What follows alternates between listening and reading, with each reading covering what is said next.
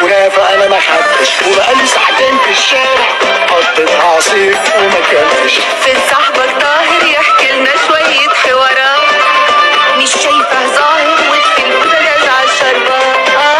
يا سمير يا قصير اطلع يا ابني فين الريموت، وبسرعة على الحلقة تفوت.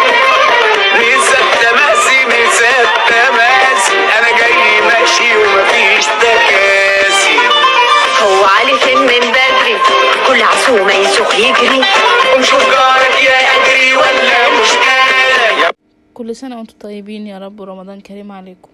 يلا تعالى نعمل طاجن الرز والزوم العزايم والحاجات الحلوة. هاتي بقى صينية او قارب او بايركس اللي انت عاوزاه وعايريه، مدي ايدك فيه كده وشوفي، حطي عقلة صباعك في النص، ولو جيت لحد العقلة كده يبقى انت العيار بتاع الرز كويس ومظبوط. وبعدين اغسليه بقى وحط عليه معلقة ملح او على حسب كمية الصينية اللي موجودة قدامك يعني، وعلى حسب حبك للحوض.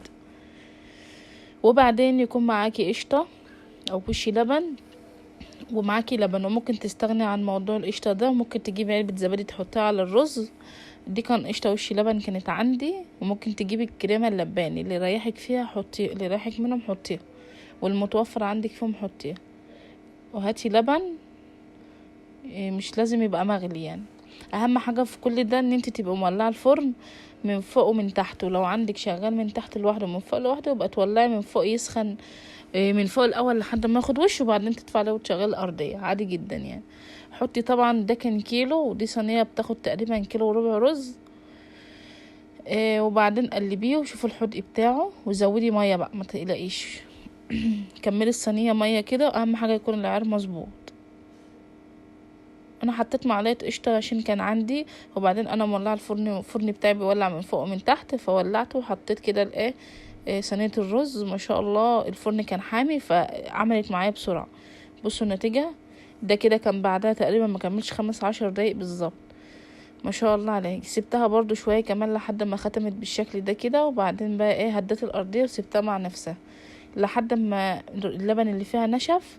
وبعدين طلعتها، كان معايا سمنه وزيت، وممكن تحطي زبده، وممكن تحطي قشطه، وممكن تعملي ميكس من كله مع بعضه، وممكن تستغني عن الزيت، وممكن تسيبيه كده كمان يعني. انت ممكن تستكفي معلقتين القشطه اللي انت حطيتهم دي في الاول دول.